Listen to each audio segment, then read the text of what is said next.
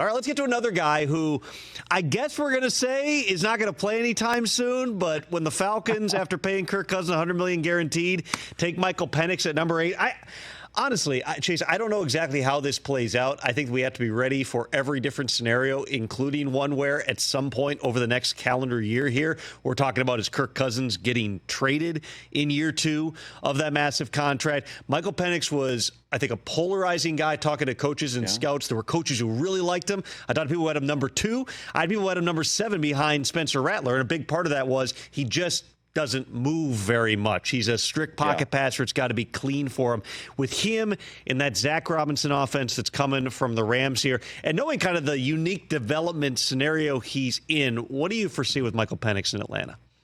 Well, I think he's going to have to sit and learn. I had him ranked as the 3 or 4 guy. There was a tie, in my opinion, with J.J. McCarthy, who we'll get to next. But with Michael Penix, when we did NFL Total Access, the post-game show, first day of the draft, obviously that was the big storyline. And I sort of disagreed with it at the time because you literally paid your guy $100 million guaranteed, and it's the honeymoon phase. I loved your quote that you said about that, which was great. Went viral. And now, yeah, I mean, it's true though. You're cheating on your wife in the honeymoon phase, and I think Kirk didn't really love it. I feel like Kirk really didn't appreciate that they called him on the clock, didn't even give him a heads up. But when Atlanta understood that they could get a guy like this, like when you just truly break down the film, it is mesmerizing because he, in my opinion, has the strongest arm in the draft. You said he can't move well. He really only ran for like 13 yards last year.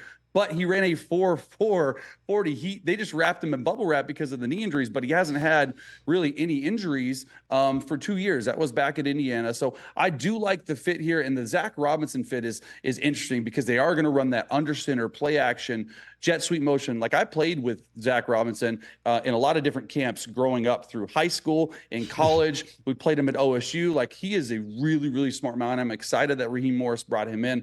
But yeah, the Michael Penix situation, I wouldn't be surprised if he plays sooner rather than later. And not saying this year, I think this is a sit and wait year. But in reality, the contract is you really guaranteed Kirk Cousins 2 years. Does he get 2 years? I don't know.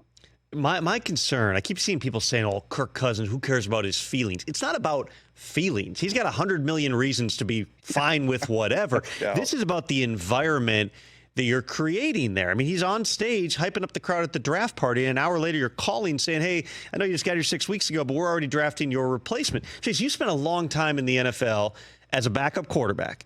I remember being at the game where you took over for, I believe it was Mitch Trubisky in Chicago, and the crowd at that point went wild when you're coming in the game. Of course, you're Chase Daniel, who wouldn't be excited about it? But you weren't even the number 8 overall pick. When your guy, Zach Robinson, is a first-time play caller with a new quarterback, new weapons coming in, and is just trying to get things up to speed here, nobody was going to be chanting for Taylor Heineke. Nobody in the crowd was going to be going, we put him in. Michael Penix, if this doesn't start fast, people will be chanting for Michael Penix, and there might be locker room questions. There certainly will be media questions perpetually here. I have no question Kirk Cousins, even coming off the Achilles, is going to go there and play at a high level just because that's what he's done throughout the course of his career.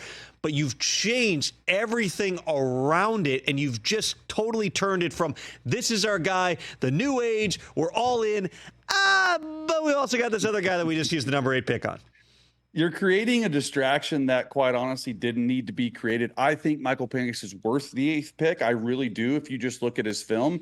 But like you said, it's going to be an interesting distraction within that locker room. And I've been in some situations where it's a little bit sticky. I think that going in, knowing the character of Michael Penix, knowing Kirk Cousins personally, like it's just time to get to work. And knowing Zach, they're going to have a really good culture around it. But it does bring up the fact, not only from the fan situation, Tom, but also in that locker room, if Kirk goes out and isn't playing really well the first 10 games of the year, you got this shiny new toy sitting on the bench that probably is talking to guys in the locker room and trying to get better and trying to learn, staying after practice throwing, and Michael Penix and just showing the work ethic.